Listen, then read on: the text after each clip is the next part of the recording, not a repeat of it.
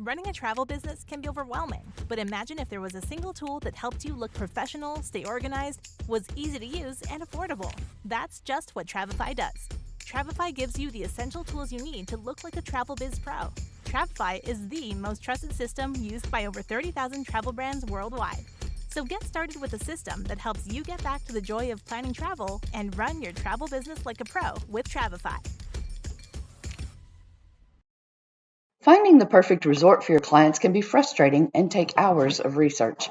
TA Toolkit solves that problem for you. We have over 700 items your clients request, plus you can search multiple destinations at once. You'll have a list of resorts that match your clients' needs in less than 10 minutes. Sign up today with the promo code WAVEPREP2024 for a 14-day free trial. TA Toolkit, it's about time. Hello, everyone. Welcome to Sales Day of Prep for Wave Week. Super excited to have you here, whether this is the first interview that you're watching today or the third. You are in for a treat. Now, I do have to give a special shout out to one of my travel advisors who joined me on a focus group session this summer. I was gonna say fall, and I'm like, we're in fall. That's too late.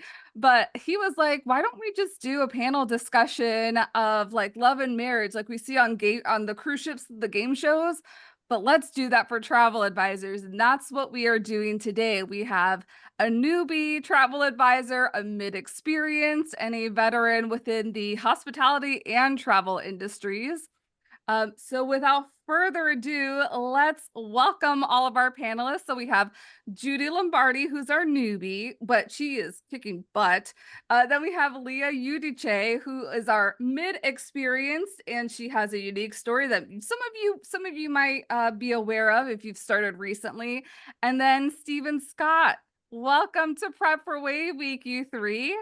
Let's start. Judi, tell us, how did you get into the travel industry? And what's got you most excited about your business? So I've always been in love with travel. I'm sure everybody's story starts out similar to that. I was a speech pathologist for the last 30 years, and after COVID, it was time to follow my dream, and I just get so excited making other people's dreams come true. So I started taking the TAP, I took other classes, get my certification through the Travel Institute, and so I took off last June was when I started, and I love it. Yeah. And the most exciting thing happening right now? The most exciting thing is that my business took off quicker than I thought it would. Yeah. So it is just really, I'm actually thinking about like, okay, do I need a virtual assistant? Do I have to, bring on some more help? Mm-hmm. Thank God I have two full-grown adult daughters who have been pitching in and helping me out with marketing and other Yeah. little things. But even that, I'm struggling getting that stuff up and running. But the most excitement is just the referrals. It's a lot of referrals, and it's just keeps mushrooming. And now I got clients going all the way down the East Coast. So it's kind of exciting. I'm like, how'd you find me? And that's a very unique part of your story too. But let's hold on to that. Leah, how did you get started and what's the most exciting thing happening? So the first time I joined NextGen was in 2019 when I was working with my best friend at a home renovation company. We had started a travel side, and then in January of 2020, he fired me. And so I started my own NextGen Yeah. account. And so I decided during COVID I would pursue my passion. And I spent many years in the hospitality industry prior to working with him. So I decided COVID wasn't happening to me, it was happening for me. And I got to create my business in, I think June 1st of 2020 is my company's anniversary. Love that. And you have been doing very well. Last but definitely not least, Stephen, well, let's not to make a long story, but I know that you have becomings in the industry before you became a travel advisor. So just like a sneak peek of that and what's the most exciting thing happening? Sure. First of all, thanks everyone for joining me on this. This is really fun. I have been in the industry since 2004. I've had a mixture of corporate sales at United Airlines, at headquarters, then over to Royal Caribbean, where I was the strategic account manager for New York City. So I may know a few of you there. And then for the last 9 years, I have been an advisor and independent contractor. We're currently underneath that Intranova Global Travel Collection branch. And what we do now, we are a perfect mix of corporate and luxury leisure travel. Within that, we do weddings. We've got an online portal, and we're really excited about the new cruise platform we just launched with Travel Tech, and we just got so many awesome things happening right now. I'm really excited. Yeah, that is amazing because I see a lot of the things that are happening within your business. Leah, did you mention what your most exciting thing is right now? No, I forgot. I'm sorry. So I think that my groups that have kind of happened organically is that putting together my groups for 2025 and 2026. I host people that love to travel but don't necessarily have people that whether they're a couple and maybe they don't have friends or family that want to travel with them. And so just kind of grows with every trip that we take. More and more people kind of attach on to our groups. And so I'm about to host a large group in Southeast Asia in October. And so those are really becoming a big part of my business, which is super exciting. Okay, that's awesome because I know a lot of people, that's kind of like the next evolution where people want to go to is leading these groups. Does anybody feel comfortable at all kind of like stating sales or maybe like 2023 sales we're at or this year's sales are on track to be just so that we can give like a lay of the land of where everybody's at, especially since we're talking sales day? Sure. As a newbie, my first year I did around 500,000 in sales, which Woohoo! I'm excited for. And a lot of it was a big learning curve. So there was a few trips in there that I had like a $112 profit. So as I was learning, so I'm very excited about that. That it's I'm on the upswing. Awesome. Awesome. I do about 1.5 million a year. It's gone up slightly every year, so I'm on track to do maybe 1.75 this year. I like Judi am trying to figure out how to weave an assistant in to help me because there's a certain ceiling that you get to that unless you have help, you can't do more. Yeah, I was going to ask that too. Does anybody have help, whether it's a virtual assistant or hiring subcontractors for different, like maybe marketing or sales roles? I do. So my wife is actually handling our corporate sales. I met Okay. her when I was working at United Airlines.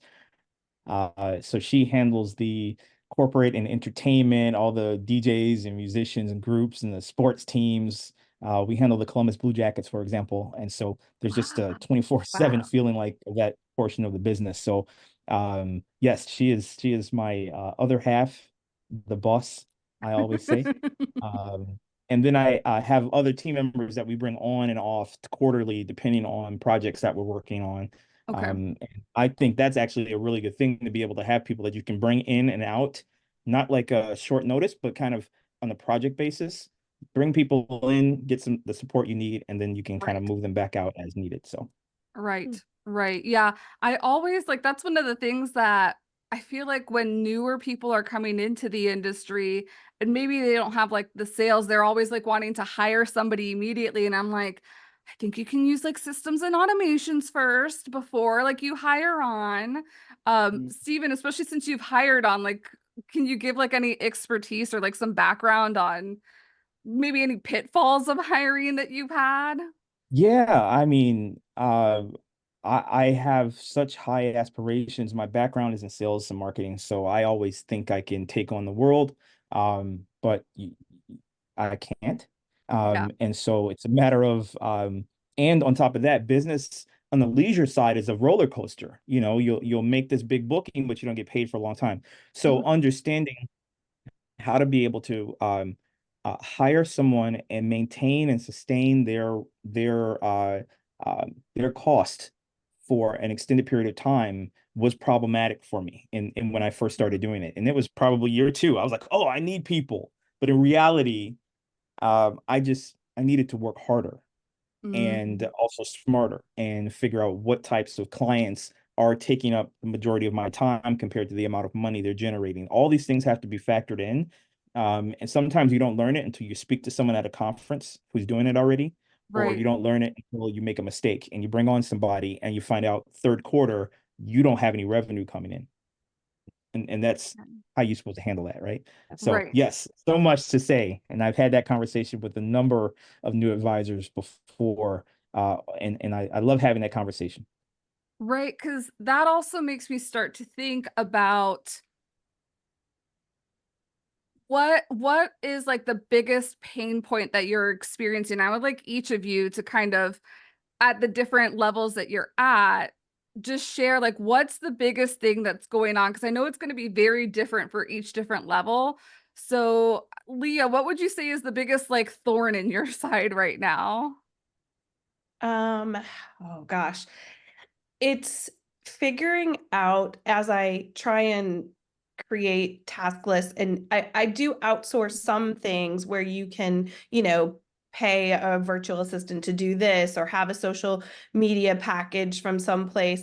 But it's trying to figure out the balance of what my special sauce is for my clients Okay. and what I'm willing to give up and not be a control freak about it. Like Mhm. what's truly um what my clients need from me and how I created my brand. And I think because I'm a business owner for the first time, and I have a lot of uh, ideas and vision about what I want my brand to represent. So, how do I train somebody to represent me in that way? But I'm supposed to be hiring people to save me time, but training them properly also takes time. Right. So it's I think that's the part that has me having a hard time ripping off the Band-Aid. Okay.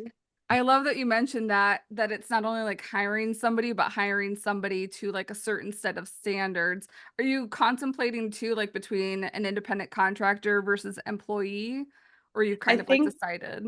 I think I'll probably start independent contractor Okay. in hopes that they could become an employee. Okay. And with part-time, I think that, everything needs to be a trial basis, just to see if we're a fit for each other. And I think that that's probably the most comfortable way for me to dip my feet in. Okay. And then Judy, what's your biggest thorn in your side right now? I've got a few thoughts right now going in my head from what Leah and Stephen just said. So I totally agree about working smarter. That's one of my things I'm trying to figure out right now. And I am a little bit of a control freak, and my special sauce is my customer service. It's my hands-on in the detail and understanding them. Um, but my biggest struggle is really finding the time to really put in a good, workflow, a good standard operating procedure. I mean, Mm, I'm just a year into it and I have it. And of course, when you first start, and I think I've said this to other newbies, you have this vision in your head of how you think it's going to go and you plan it all out. But then all of a sudden your business morphs into something different and the clients that you're getting is doesn't fit that protocol. So now mhm. you're like, okay, I got to go in and fix that. And then you realize too that you start out and how much your personality plays in. So I'm going in and tweaking all my email templates. I'm like, I don't talk like that. This is how I talk, and that's what they expect. So, you Right. know, so now it's like I have this to-do list of things that I want to do extra. I haven't even gotten to it. I haven't even, and it's my workflows. I have it, but now I'm constantly having to tweak it. So now I'm not working smarter anymore. So, and I can't afford anybody except free labor. So all I did was teach my husband how to like put things in Travify. And I said, just put them in. I'll go in and tweak it. If he's busy, if I'm working late, I'm like, okay, can you help me here?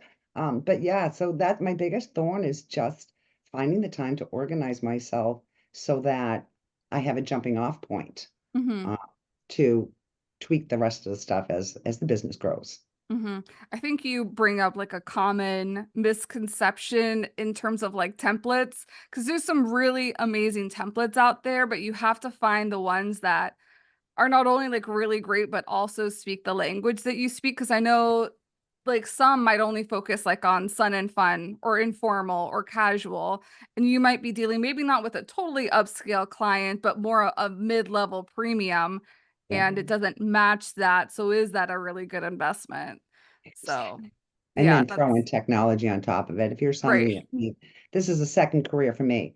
So I'm still, I mean, I have MailerLite, but and I have an email list, but I haven't done anything with it. So Mhm. so And I have all those little pieces of the puzzle that have to fit in before I can even think about the next level. yeah, because you originally started still working your full-time job and then quickly were like, I need to put my resignation in because I can't handle the two at the same Yeah. time. Yeah. Okay. 3 months early. Okay. And then Stephen, what's currently your biggest thorn in your side? Well, I create my own thorns. Don't we So, all? yeah, so I'm on the spectrum of very highly technical with how we handle our marketing. And so we are reaching customers that are all over the world. And Mhm. so not only do we have our travel advisor website at Travel Hub 365, but we also have the online platform, which has just launched during the pandemic, which is Odyssey. And Mhm. so both of those platforms are reaching different types of customers, but Right. they're reaching customers all over the world. So I've created this animal that is growing, but it also creates a situation where I have to think with two different brains and then also try and keep track of all these customers that are contacting us. So I'm very global in the area, whereas I'm dealing with one customer that is based in Singapore, and then the next one's in Dallas, and then now we're talking with someone who is trying to book a Costa cruise based out of the UK. There's so many different angles that I'm working with, and my team is trying to deal with and manage because all of these customers are very different in how they approach things, very different in where they are traveling to and where they're coming from. That uh, I don't know if the 9 years ago version of me as an advisor could have possibly handled what's happening right now. Okay. And we are being successful, but I also, every time I come up with a new idea, I said, oh, wow, I have to figure out what's going to happen 5 years from now if this Very succeeds, true. so. Very true. Would you say that you are the CEO of your travel company right now, or do you have like a different role within your business? I am the founder and CEO. And so Okay. we are operating two actual businesses. So Odyssey Travel app is its own entity, and Travel Hub 365 is its own entity. So I'm operating two businesses at the same time. One is very much automated, and Okay. the other is a luxury travel agency, just like all of us are operating. So yes, there's two things happening at the same time. So you have to be able to figure out how to manage your CRM, manage those customers. You don't want to lose anybody. You don't want to have all of this work done and then you forget about them for 3 months. Hmm. So there's a lot happening. So you really have to truly automate and continue to learn how to manage your customer base and how it is right now and how you want it to be, as opposed to how you've always done it. You have to always evolve because of the customers you interact with, the things we learn in our travels ourselves, and then Right. also in the trainings that we get from all of our different companies. Would you say, as the CEO, are you still doing like one-on-one travel planning with clients, or is that now evolved to like a team member or sales position? So I handle the initial setup, the initial conversations, Okay. the onboarding of those types of clients, but then I have team members that go get that rate for me, or I can be able to Okay. say, okay, here's where we are, and I need you to go to FunJet, Classic Vacation, Sabre, whatever the resource is, to then come back to me, so then I can be able to understand where are we compared to the client's expectations, and then go back and have that conversation. So I try to keep it as high level as possible, but there's many times when I'm going right into the thick of it, trying to get something right because it's a high net worth clientele. Okay. I also love that you brought tech into the conversation because I think like that's a big thing that everybody talks about. I have the Travel Tech Audio Summit every year now. So let's go back to Leah. What would you say your current tech stack is? Like, what are you using for CRM, itinerary builder, and then maybe just any other tech that you might use every day? I consider myself pretty low tech. Oh, But okay. I use Access for my itinerary builder, Okay. and I use Traveljoy for my CRM, and that's about the extent of it. At this point, I think because I'm in the luxury market, and so it's very relationship is it's my process isn't very digital. I Mhm. know that what I would like more help with is my email marketing. Okay. Those groups that I'm telling you about, my client base doesn't necessarily know about them. And so that's one of the functions that I'd really like the help of someone, because I think that the smartest thing I can do is field out the things that I'm not good at and not interested in doing. Mhm. And that's one of my pain points and tech needs. Yeah. Are you currently doing anything for email marketing, or is it really just word of mouth right now? Right now it's word of mouth. I do have Flowdesk Okay. for email marketing, and I used to do a weekly email about destinations, but I don't think that that has a great ROI for my clientele, where Okay. it might be too frequent. Okay. But that's a thing. Like, I love that Steven said we have to constantly evolve and figure out what worked before, what's working Right. now, what never worked. And so that's one of the things I'm trying to figure out. Okay. So would you say how do you on the majority wise get most of your clients then, or retain most of your clients? It's just It's keeping definitely referral based, word of Okay. mouth. Okay. They're all over the country. I can't even tell you. I have like a pocket in Nashville, a pocket in Michigan, pocket here in Raleigh, Durham. They're all over the country. So, and that's the most solid kind of client that I feel like you can get, is if they've come from one of your happy clients, that they're likely going to book something with you, because I'm all about not taking on tire kickers and and such. So Yeah. I'm grateful for that. Yeah. And for reference, everybody on our panel does charge fees. We can get into that discussion a little bit later. But I also love, Leah, that you brought up that a lot of it is word of mouth, referral, and that relationship marketing. Because I feel like sometimes we get in our head, like I should be doing more social media posts, or I should be sending out more emails. And I'm like, but you can also just keep it simple. And there's things to make those other factors easier too. So thank you for bringing that up. Judi, what's your current tech stack? So I am using Traveljoy for my CRM, and I am using Travify. I'm looking around. I'm not loving Travify, but I Okay. know how to use it.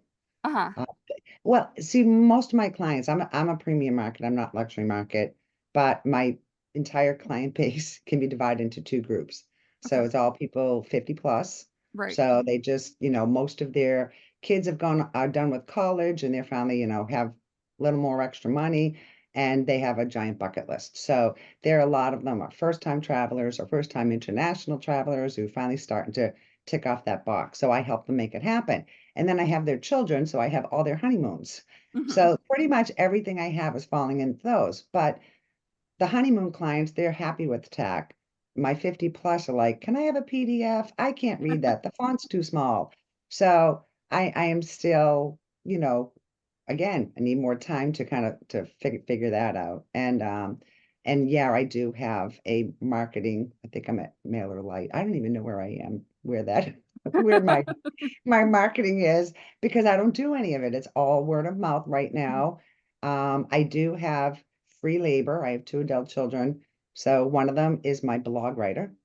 Nice. So she created a blog. It's called Rolling With It, and it's all about what goes wrong on travel, but Mhm. how great it still is. So she writes that once a month. And then I have my other daughter who's been working on, I specialize in like a couple of different areas, more experiential travel, wild wanderings, Africa, Europe, immersive things like that, more so than like sun and fun.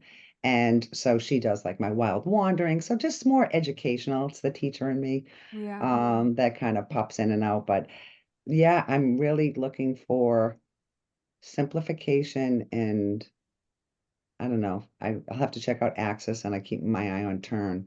But Yeah. I need a program with a group base.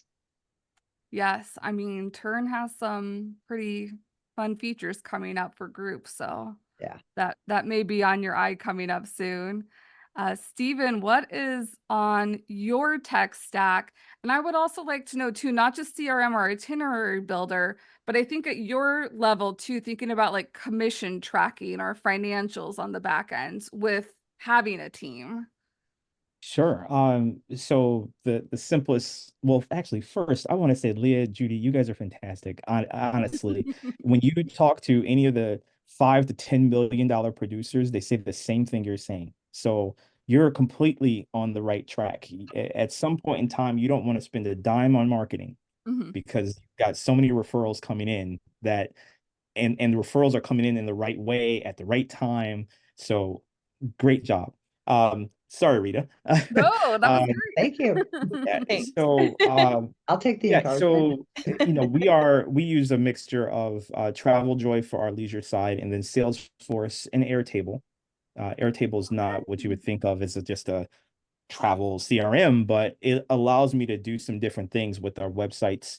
And so I hired a AWS expert just to do a okay. small project, and they connected our tables into our website so that when certain things change on the website, it adapts and it updates the customer profile. If the customer does some things that we added in there, it'll adjust some things that they see if they log into our website. So And that's through Airtable? Rita, if you were one, we have Airtable APIs connected in, Wow. as well as the big one. I wasn't going to get into it. It's a little too advanced, but it's called customer.io.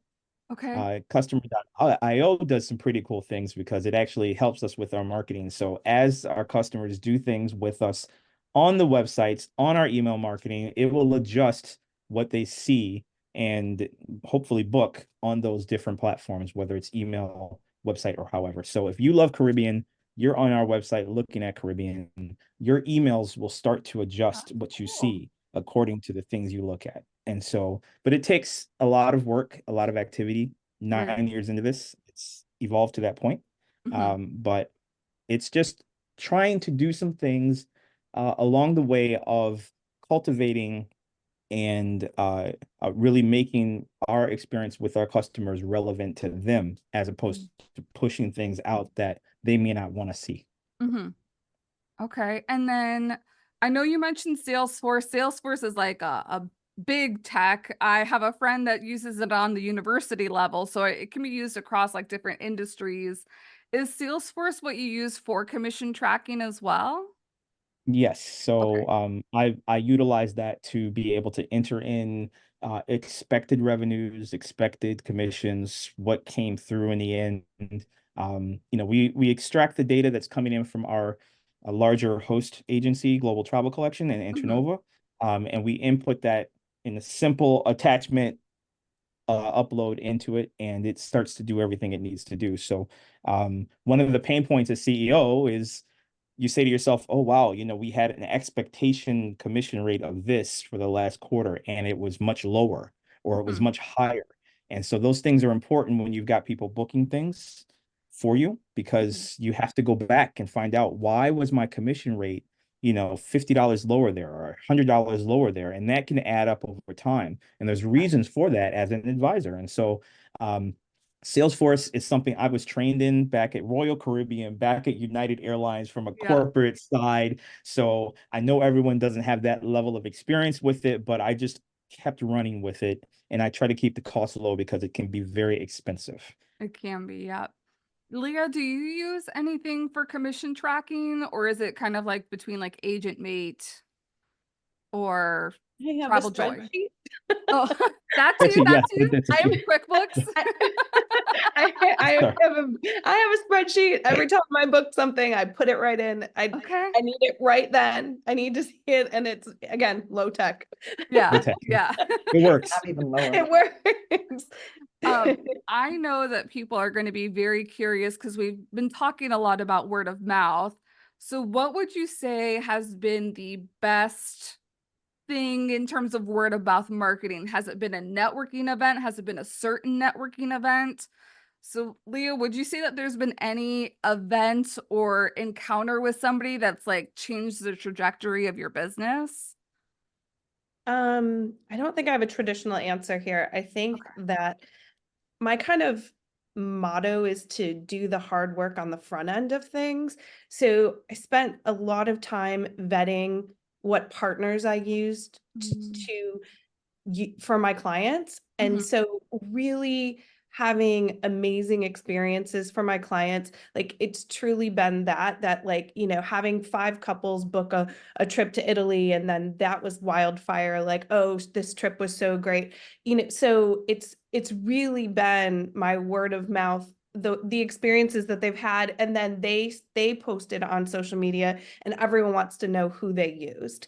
And Okay. so I think because I was so fussy about who I will and won't, I want whoever I use to give the same level of care Mhm. that I give booking it. And that's sometimes difficult.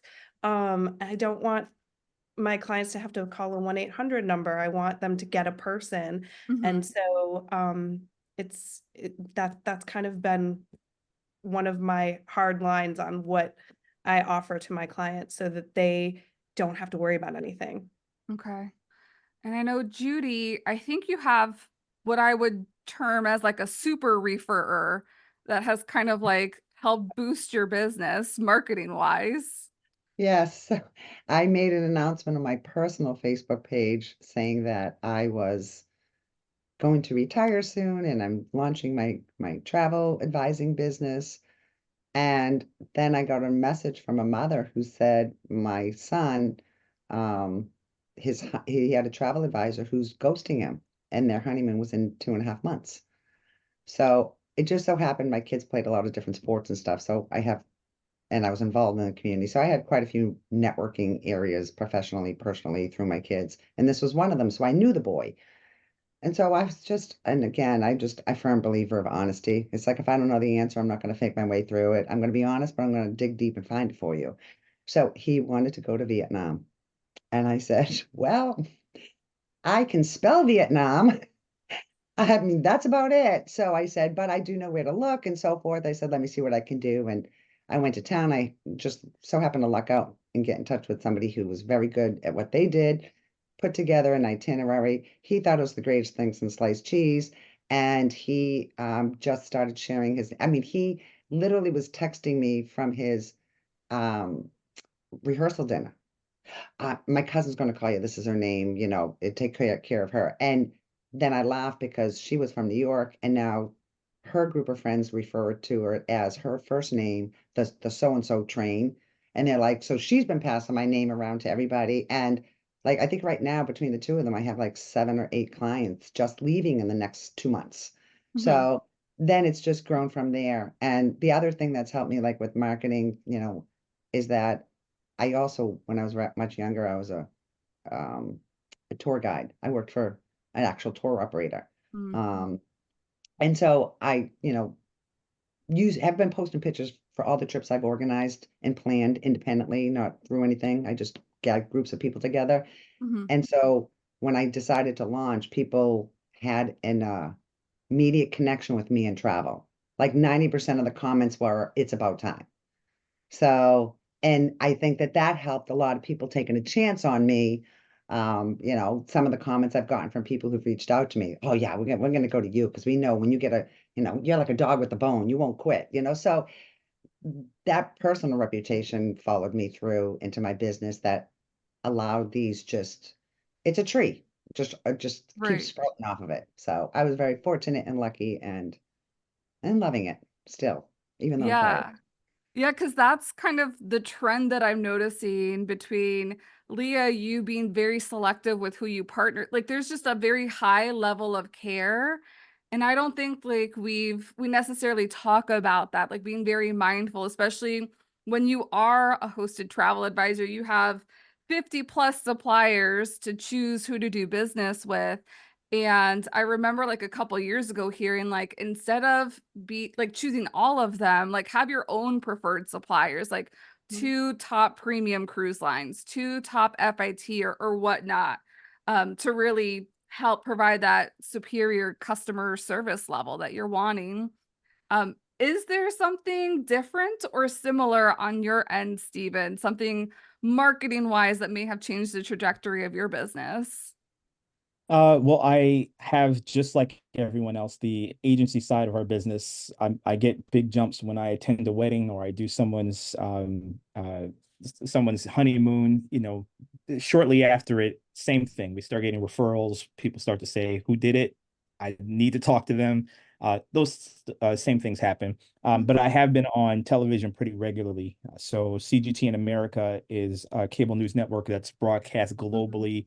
100 English speaking channels. I'm on there at least once a month as their travel expert for whatever topic it may be. It initially started as just cruising, but now if there's an event happening around the world that's a major, it affects global business in some way, they'll have me on. And so almost every single time that I'm on, I get a new request or lead from somewhere globally, if not multiple at the same time. So it is fantastic when they call me about a new destination to talk about.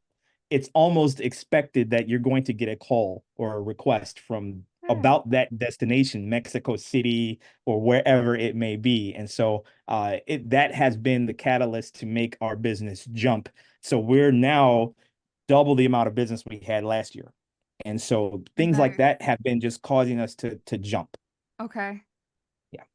Very cool. That media coverage, I think that's another thing that doesn't get widely spoken about. I like to talk about in marketing macro content, like this big beefy like juicy piece of content, and I feel like those are really great marketing pieces where whether you can have a write-up or if you can have like the visual video recording. Yes. And so anytime you can help as an advisor, anytime you can help throw in a word for an article like Travel Pulse, Travel Weekly, if they come to you, don't brush it to the side. Take a few minutes and answer their question. And you never know what could happen by your name being out there from an article from 6 years ago. It may have been at that moment, you're like, I'm too busy. But if you think about it, in 6 years from now, someone may still find that article because of SEO, and there you are. And next thing you know, you get the call from outside of your network, and that can be helpful as well. Did you get some of these opportunities from people within your network, or you kind of like saw them and jumped on them? Different FAMs that occurred in the beginning for me. I luckily ended up meeting different people from Travel Pulse, Travel Weekly, etc. I'm actually now the co-chair. I'm one of the co-chairs for the Black Travel Advisory Board for North Star Travel Group. Nice. So a lot of those people I'm interacting with that were people who were just asking me for a quote here or there 7 years ago. And so I value all of those different interactions because it helps things to grow for you down the road so that you can meet great people along the way. And I have met you because of those interactions as well. Yeah. Yeah. I always like to say, like, always be open to whatever opportunity might be coming down the line for you. I know we're wrapping up, so kind of like some rapid fire, whoever wants to answer questions. What would you say is like your biggest sales tip to help when you are like really in a crunch mode, or you haven't hit your sales goal yet, or you're trying to cover like from what you were mentioning, like from Q3 to Q4? What's your biggest tip to like get the next sale or get the next big jump? I was like, I felt like I should have had like waiting music, but then I didn't want to get copyright infringement. So if this is from experience level, my only tip for newbies is to have a goal. Love it. Because sometimes we're just rolling with it and figuring it out. So to have a goal is a good tip. I think also knowing your clients pretty well. Sometimes I'll have known that a client mentioned, oh, this is on our list. And if you see something that matches a client, like I have I've actually like said, hey, I saw this and I think of you, and like had a booking, a Regent cruise, just because I remembered that, and I'm like, oh, I need to book something pretty quick. I'd like to, hit that goal. And that really works, because people like to be remembered too. And they weren't kidding. I mean, the great thing about our industry is that it's fun, right? We're selling something that everybody enjoys doing, and they never have enough of it. There's always the new place, right? The more you travel, the more places you want to travel to. So I think really keeping those in your mind and pinging people when they're not expecting it, but you might need it. Right, right. And I would just jump in. I piggyback off of that. Pick up the phone, call somebody once a day. If Thank you. Yeah. I was the young guy at Royal Caribbean years ago when my boss said to me, she's like, "Why don't you just pick up the phone?" I'm like, "Well, I'll see them next week." And she's like, "Just call the travel Yeah. agency. Just see how they're doing." Mhm. And I could see it in her eyes. She was just looking at me like, "You young Gen X, you better." And so if I'm 44, so if you're much younger than me and you feel like picking up the phone is old school, picking up the phone is money. Think of it that Yes. way. It's That's money. exactly right. 100%. I'm all about the phone call. You get so much more accomplished because you Mhm. can hear passion, you can feel like a team. I mean, even just going up to somebody, when you call a vendor and you're like, we need to be miracle workers today or whatever. It just creates a spirit of teamwork Mhm. as well. So I think that on both sides, client side and operator side, to really create, what's the word, cultivate that relationship. It's all about relationships. Sometimes we need each other. And so Right. it's, whether it's the client or the partner. Right. I love that you mentioned that, because especially like this past month, I'm like, the sales aren't coming from social media posts. They might be coming a little bit from email marketing, but the biggest sales have come because of personal outreach, whether I've messaged somebody or like did a text or something. Like I did that contact, and that's how things happen. Last kind of rapid fire question. What has been the biggest misconception to owning a travel business that you kind of were like, oh, I didn't realize that was going to happen, being the boss of my own company, my own business? Hmm. There's so many. uh, so I know it's quick. So I'll just tell you that I didn't expect that my thoughts as of this moment that I'd still be going. I had been moving jobs all the time within the industry, but I didn't think I'd be an advisor for 9 years. So, but the thing that I will say is that it's one, we are one big happy family. There are a couple of not happy people in there, but Yeah. we're one big happy family, and there's a massive pool of customers. We don't have to fight over business. We are all in this together. We can learn from each other. We can learn from experiences, learn on FAMs, learn on trainings, do things like this. Have a great time, because we're not all fighting over the same customers. There's so Right. many out there, Mhm. and you can succeed amongst others who are doing successful as well. Mhm. I love that. Thank you for that one. That was That's a perfect. great point. That was perfect. Yeah, I think especially like now that we're like 2024 now, I remember when I first got in the industry in 2010, it was still very much like walls up. I don't want to spill my secrets because you're going to steal my clientele and all that. And I'm like, but that's not what happens, because there's billions of people around the world and you can't serve all the billions of people.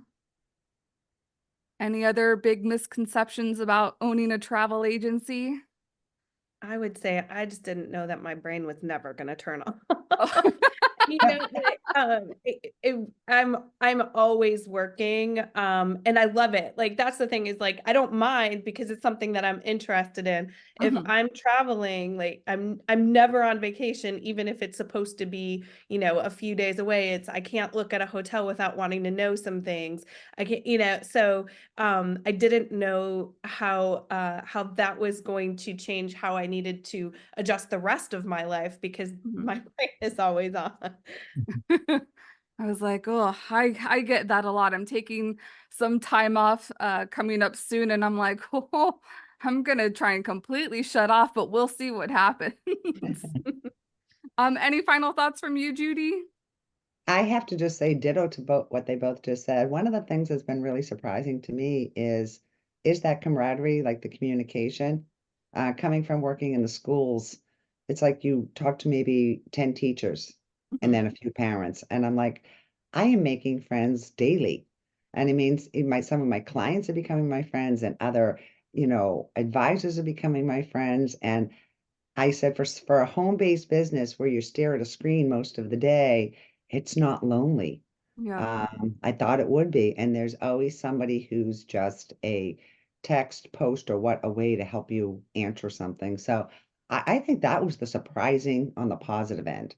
I was surprised at how many hours I would put in a day, how many days a week. Yeah. So yes, but that's a negative. But I was very surprised at how much fun I'm enjoying meeting people and like, I mean, I'm a travel advisor and I'm like, just listening to Leah and Steven talk, I'm just like, I'd book a trip with them. Like, so it's just it's fun and it's exciting and it's communicative and it's well worth all of the pain and sweat. Oh yeah, for sure. Well, you gave me a really great segue because I have to give a really quick shout out to some of our amazing partners for Prep for Wave Week. Our presenting partners, TA Toolkit and Travify, and then our premier partners, Inflow Design Co., Lucia, and Fine Travel. Thank you so much for supporting this event. And huge thank you again, Leah, Steven, Judi, for being here and sharing all your wisdom. I know we're out of time, but I'll go ahead and put like any LinkedIn links so people can connect with you on the different social media channels. But thank you so much, everyone. Thank you so much. Thank Thank you. you. Thank you for having me. We'll see you soon, everyone. Good Bye. luck.